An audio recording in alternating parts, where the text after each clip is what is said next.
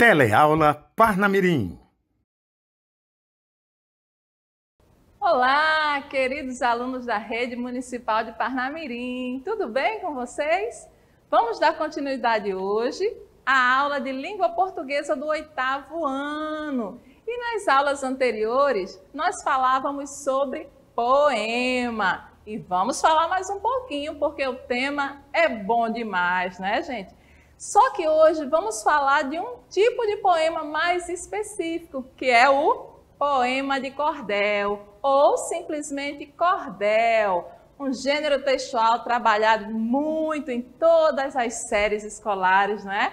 Vamos lá começar? Pessoal, solta a bolacha e pega o livro de língua portuguesa na página 82. Corre aí, corre, menino. Lá na página 82, vamos observar essa capa aí do folheto do cordel, linda, né? Pessoal, o cordel, ele é um dos gêneros da tradição oral, assim como as fábulas, os contos maravilhosos, os causos, as canções de trabalho das lavadeiras e as histórias de assombração, né?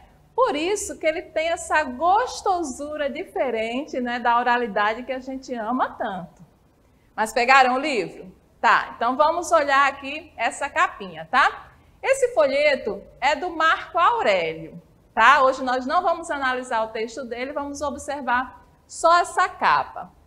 Aqui nós temos o título Galopando o Cavalo Pensamento, né? Olha que título, Galopando o Cavalo Pensamento. E na capa nós temos um cavalo, né? Só que esse cavalo tem asas, é um cavalo que voa. Montado no cavalo nós temos um nordestino, né? Podemos observar isso por meio das roupas típicas, o chapéu. E esse cavalo está galopando no universo, né? Nós podemos ver ao fundo as estrelas, os planetas, né? Mostrando que esse cavalo pensamento nos leva longe, né? Nós podemos com ele viajar por todo o universo, não há distância, né? Não há distância longa demais para ele. Bacana, não é, gente? Outra coisa legal no cordel é que, além do texto maravilhoso, nós temos uma outra arte aí envolvida. Gente, esse desenho incrível não foi pintado no papel, nem na tela, como comumente nós vemos nas obras de arte. Vocês sabiam disso? Gente, essa capa aí do cordel foi feita por meio da arte da xilogravura. Já ouviram falar? A xilogravura é a arte de fazer desenhos ou relevo na madeira. Gente, incrível, né? Se fazer um desenho, uma pintura no papel já exige uma grande habilidade, um grande trabalho do artista. Imagina na madeira. Olha só como é que é. O artista risca a madeira, né? Depois, com um instrumento especial, ele vai fazer o relevo, vai fazer aquele desenho na madeira.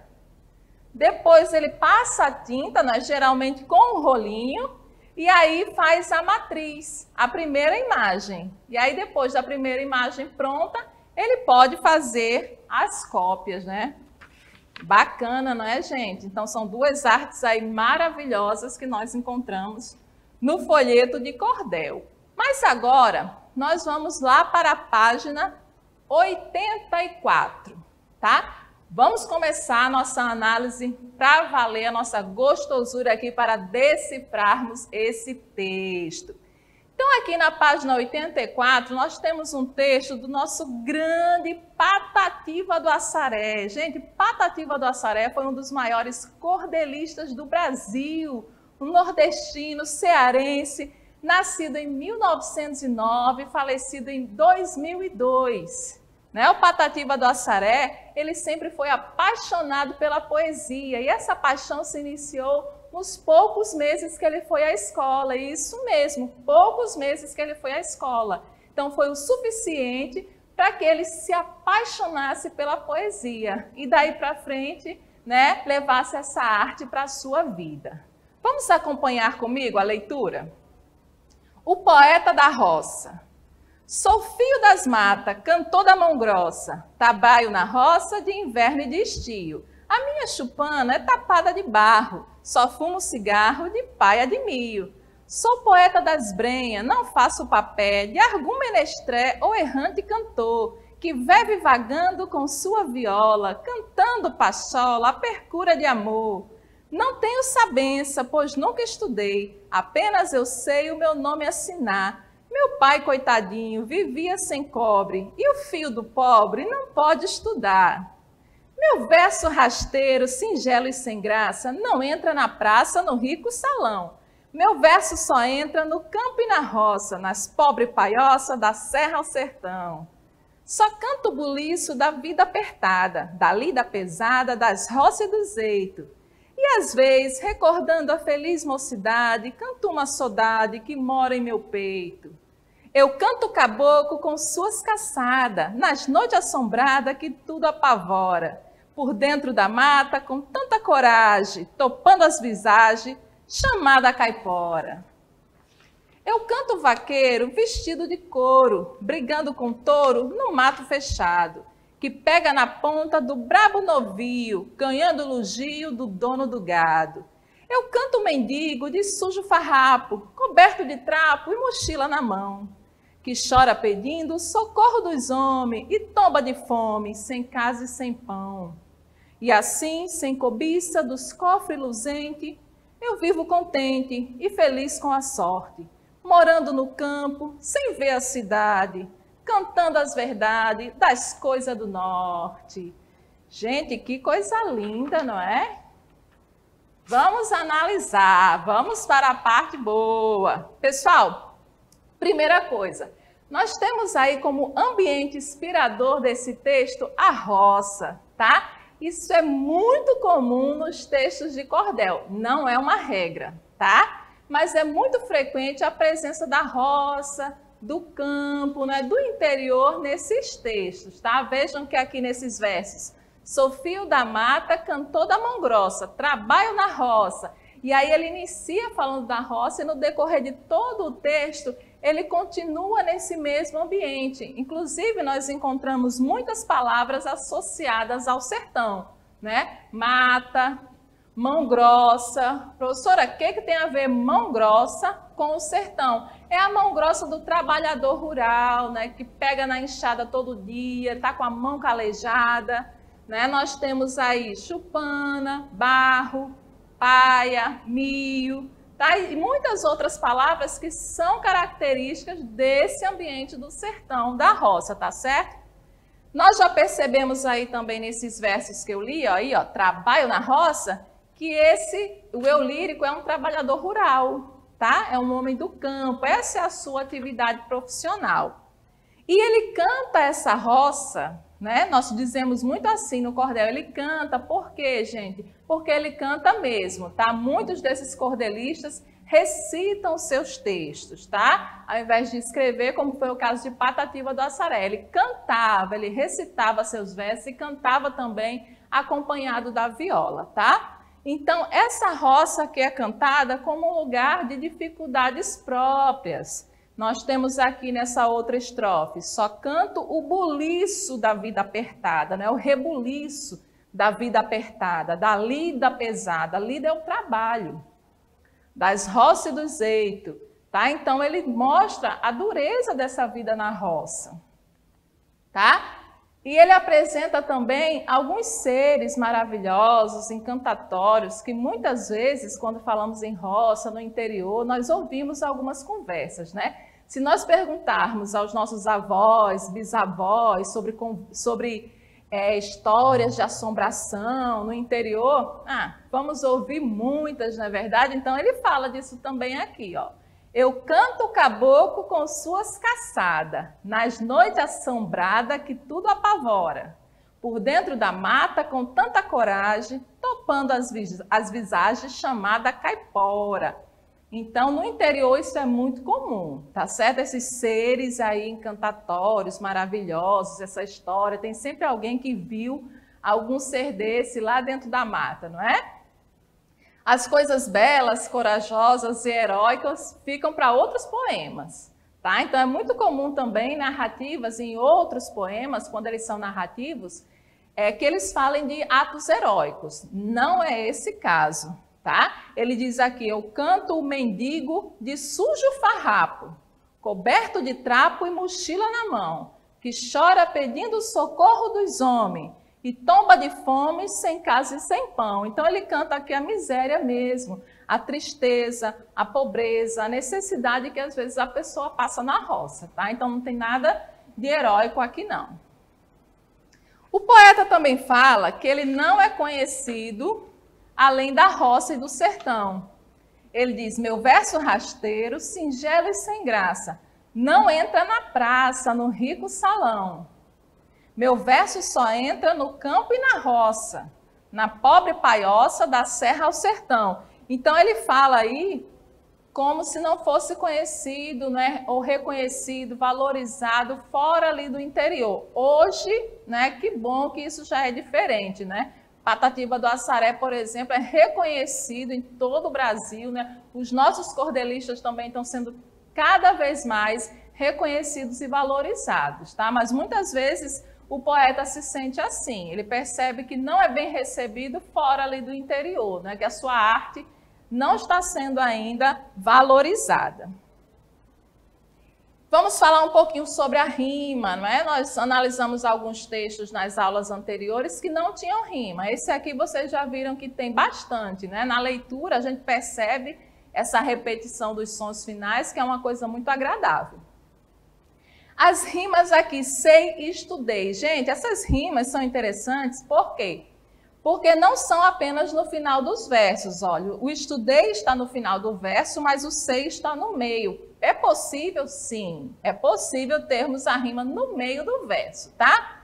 Então, além de rimar, sei e estudei, essas palavras têm uma relação importante nesse texto. Por quê? Porque para o poeta, estudar implica um saber. E ele diz assim, não tenho sabença, pois nunca estudei. Apenas eu sei o meu nome assinar. Então, como ele passou poucos meses na escola, inclusive não deu tempo nem de aprender a escrever, ele só aprendeu a ensinar o nome, então ele diz que não tem sabença, não tem conhecimento. O único saber que ele tem é a assinatura do nome. Pessoal, aí eu pergunto a vocês, será que o saber vem só da escola? Será que um agricultor desse, um poeta desse não tem saber? É claro que tem, ele tem diversos saberes, ele cuida da terra, conhece os animais, conhece questões sobre o clima que nós não conhecemos. Então, pessoas, né, que não foram à escola são pessoas também inteligentes, que têm muito saber, têm muita coisa para ensinar. Tá? São saberes diferentes da escola. A escola traz muitos saberes, sim, mas a vida também, fora da escola, traz muitos saberes. Então, são saberes diferentes. Tá? A escola não tem um saber nem melhor nem pior que outros. São diferentes. Então, é claro que o homem do campo tem muita coisa para nos ensinar, tem muita sabedoria, sim, mesmo que nunca tenha pisado no chão da escola, tá certo? Vamos falar também sobre as rimas assinar, estudar, coragem e visagem. Vocês já perceberam que esse texto ele tem uma escrita diferente da escrita padrão, né, dos outros textos, tá? Isso não é um erro, não é um erro. Gente, o cordel aqui está escrito de uma forma que imita a fala desse agricultor, desse homem sertanejo do campo, tá certo? Então aqui, ó, assinar e estudar, coragem e visagem, essas palavras tanto propiciam a rima, né, elas trazem essa regularidade sonora, como também reproduzem a fala do homem do interior. E até não só do interior. Por exemplo, assinar e estudar. É muito comum aqui no Nordeste, aqui no Rio Grande do Norte, que esse R no final das palavras, né, principalmente no final dos verbos, cantar. Vou pronunciar aqui com força exagerada para a gente perceber. Então, essas palavras no dicionário têm um R no final. Estudar, assinar, cantar, vender. Mas na fala, no dia a dia, nós pronunciamos esse R muito fraquinho. Às vezes até nem pronunciamos. Isso não é uma característica só do homem do interior, não, tá? Então, quando eu digo assim que vou fazer o arroz, eu não digo Vou fazer o arroz. Eu digo, vou fazer o arroz. Vou fazer, tá? Sem o R. Então, essa é uma característica comum da nossa fala, tá? Não pronunciar esse R. Na escrita, nos textos comuns da escola, na maioria dos textos, nós cobramos de vocês a escrita desse R, tá? Mas aqui o poeta tem esse objetivo de reproduzir a fala. Tá? Então, aqui não é um erro, foi intencional do poeta, inclusive deixou o texto mais característico, dá ênfase, então dá uma belezura só ao texto. Coragem e visagem já é mais característico de algumas localidades, tá? Por aqui, pertinho de nós, na Grande Natal, nós pronunciamos geralmente esse M no final. Coragem, paisagem, visagem, mas há algumas comunidades que não pronunciam esse em no final, trocam por um i. Coragem, visagem, paisagem. Então, o poeta está reproduzindo essa fala típica de alguns lugares, tá bom? Que também não é um erro, tá certo? Esse é um processo de variação que todas as línguas sofrem, tá? E a nossa língua também é uma delas. E nesse caso do cordel é muito importante. Então, o aluno pode perguntar assim, professor, então se eu colocar isso lá na prova de língua portuguesa, a senhora vai dar certo, né? Depende, tá? Aqui nesse texto, há um objetivo claro de reproduzir uma fala. Se você vai trabalhar, por exemplo, com seu professor de língua portuguesa, um artigo de opinião, que é um texto que não tem esse objetivo de reproduzir a fala, se você colocar o assinar e estudar sem o R, nós vamos corrigir, tem que colocar o R, tá? A não ser que você esteja fazendo um texto com esse objetivo, aí nós vamos permitir, tá bom? Então, não vamos dizer, por favor, que cordel é errado, não é. Da mesma forma que o Chico Bento, nós encontramos muitas vezes tirinhas do Chico Bento nos livros de língua portuguesa. Aí tem aluno que diz, professor, o Chico Bento fala errado. Não. Chico Bento não fala errado, ele fala conforme a comunidade em que ele está inserido fala. Então, naquela comunidade, o certo é falar daquela forma, tá? Então, cada comunidade, cada região, a geografia vai interferir no nosso modo de falar. Isso é natural, tá? Isso não é um erro. E aqui nós temos também a relação entre as palavras pobre e cobre, rico salão e pobre paiosa. Gente, pobre e cobre, além de rimar, também tem uma relação entre si. Vejam que ele diz assim, meu pai coitadinho vivia sem cobre e o filho do pobre não pode estudar. O que é esse cobre? Gente, esse cobre é o dinheiro. Como o cobre é um dos materiais envolvido na produção de moedas, aqui ele tem sinônimo de dinheiro. Em alguns lugares ainda eles usam esse sinônimo, né, para dinheiro com a palavra cobre. Então, pobre e cobre rimam e também se opõem, né? Pobre é quem não tem cobre, é quem não tem dinheiro, tá? E nós já estudamos isso na aula anterior. Qual é a figura de linguagem? Ah, não ouvi, diga aí. Muito bem, é a antítese. Quando nós temos palavras de sentidos opostos, tá? Pertinhos, como aí pobre e cobre, né? Pobre e dinheiro, nós temos a antítese. Essa figura de linguagem faz com que essas duas palavras sejam realçadas, né? O sentido delas acaba ficando mais forte quando tem o oposto pertinho. Nós temos também isso aqui em rico salão e pobre paiosa, tá? Rico salão se opõe a pobre paiosa, tá? Então, nós temos aí a antítese, que é essa figura de linguagem, né, que consiste na aproximação de palavras de sentidos opostos. Tá ok até aí? Todo mundo acordado, comendo a bolachinha? Muito bem. Nós vamos agora para a análise de outro cordel, tá? Esse cordel está lá na página 89 e é o cordel do professor cordelista José Acassi. Gente, quem é que não conhece Acassi aqui em Parnamirim? Nossa, todo mundo conhece, muita gente, nós temos muitos alunos dele, né? Ele participou em diversos projetos Em muitas escolas é muito querido aqui em Parnamirim, no Rio Grande do Norte, no Brasil inteiro, tá certo? Mas para quem ainda não conhece ou não lembra quem é o professor Acassi, eu vou colocar aqui um vídeo para vocês, tá bom? Vamos lá ao vídeo. Vice-presidente da Academia de Letras de Parnamirim, Rio Grande do Norte, José Acassi é professor, compositor e poeta cordelista. Nascido em Macaíba, herdou do pai Chagas Ramalho o dom e a paixão pela literatura de cordel, e da mãe, Dona Mariquinha, a sabedoria e a garra para enfrentar as batalhas da vida sempre sorrindo. O seu primeiro livro foi Histórias de Rio Pequeno, uma viagem poética sobre a história de Parnamirim.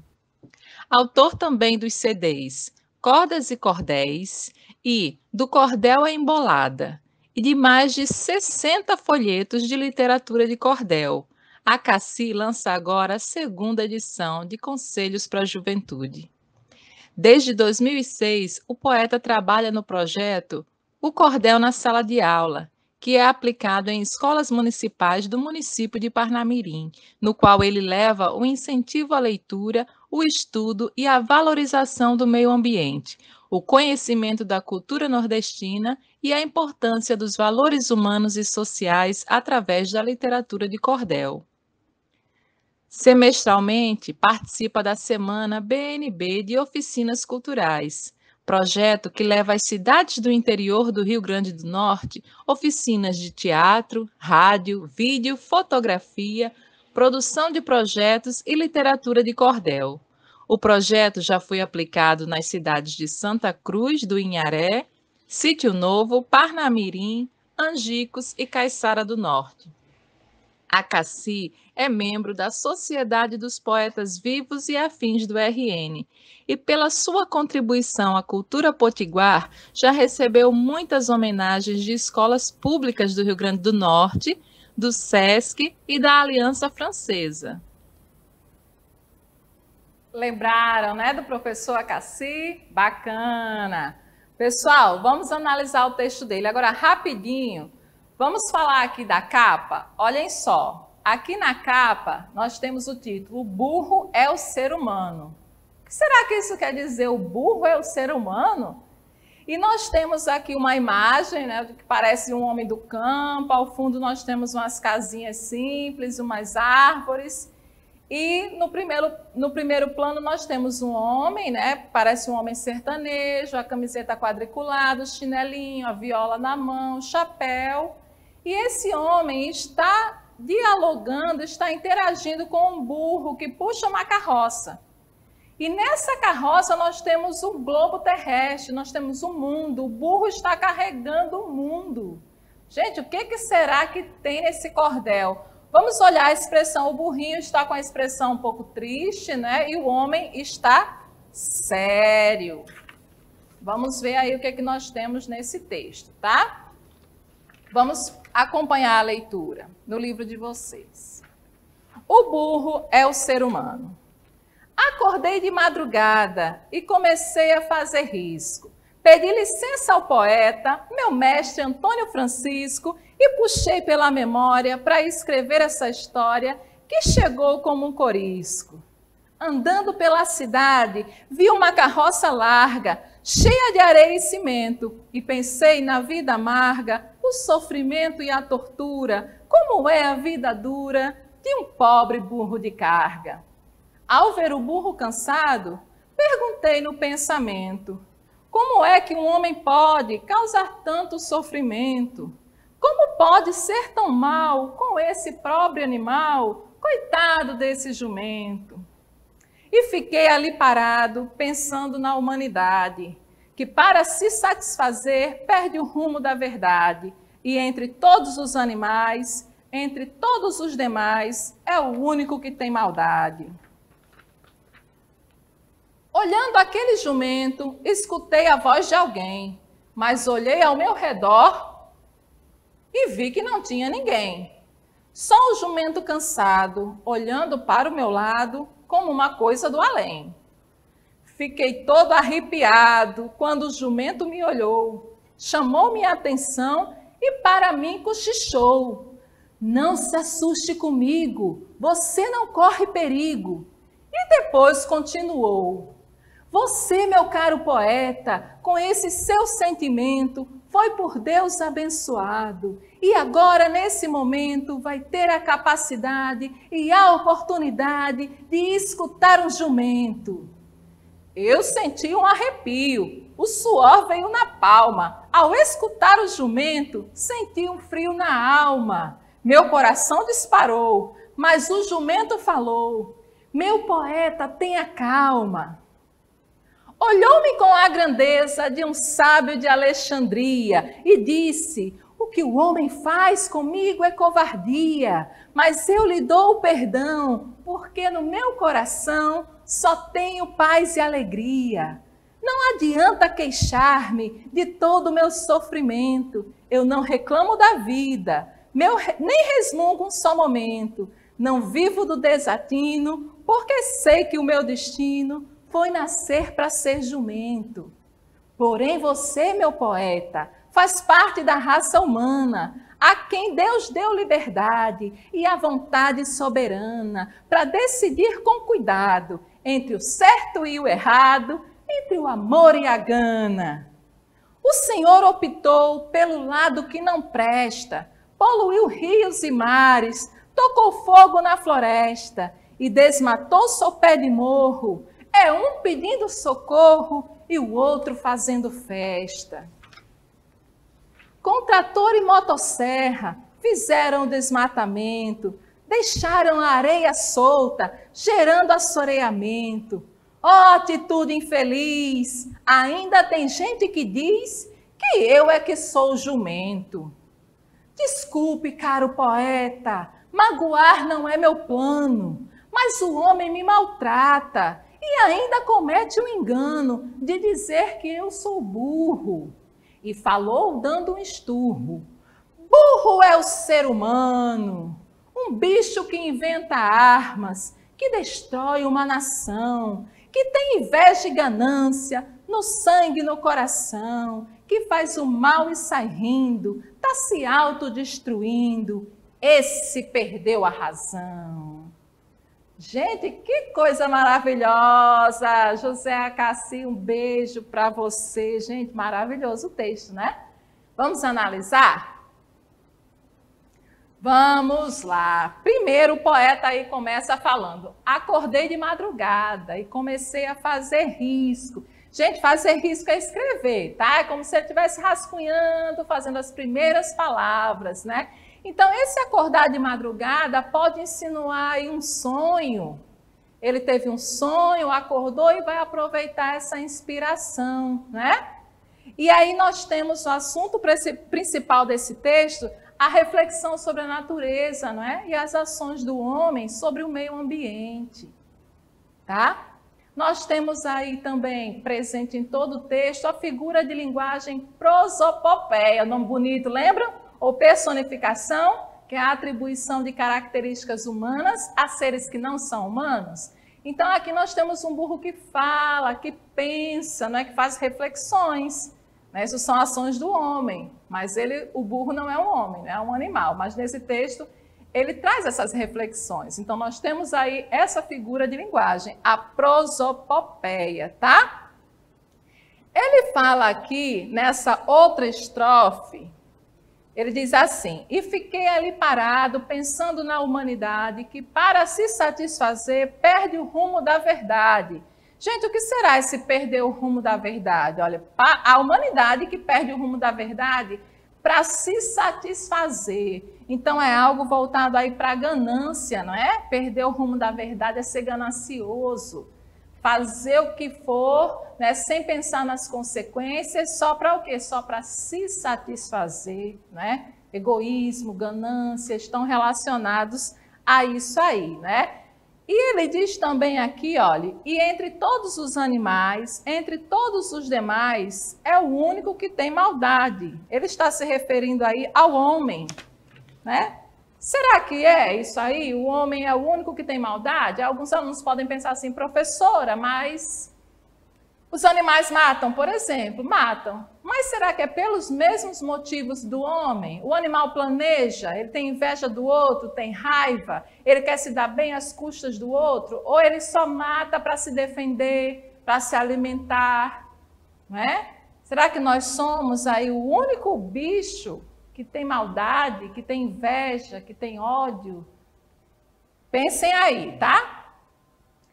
E aqui, a índole do burro, ele também fala assim, ó, o que o homem faz comigo é covardia, mas eu lhe dou o perdão, porque no meu coração só tenho paz e alegria. Então mostra aí que o burro, ele é um ser bom, puro, ele não tem essa maldade, ele mesmo sendo maltratado pelo homem, reconhecendo isso, ele perdoa. E mesmo sofrendo, ele só tem paz e alegria no coração, né? Aqui também nós temos uma oposição, uma antítese. Vejam só, no final dessa estrofe, ele diz assim, é um pedindo socorro e outro fazendo festa. Ou seja, os animais estão pedindo socorro por conta dessa poluição dos rios, dos mares, e o homem fazendo festa em cima disso, ganhando dinheiro, muitas vezes lucrando às custas do sofrimento da nossa natureza, não é? Então aí nós temos essa oposição. É um pedindo socorro e outro fazendo festa, tá? Pessoal, olhem, nós vamos parar a nossa aula hoje por aqui e na próxima aula nós vamos falar mais um pouquinho, tá? Sobre o cordel. Tem mais coisa aí maravilhosa para a gente falar, temos mais um cordelista para conhecer. Mas eu vou deixar vocês curiosos e só vou contar na próxima aula. Até já!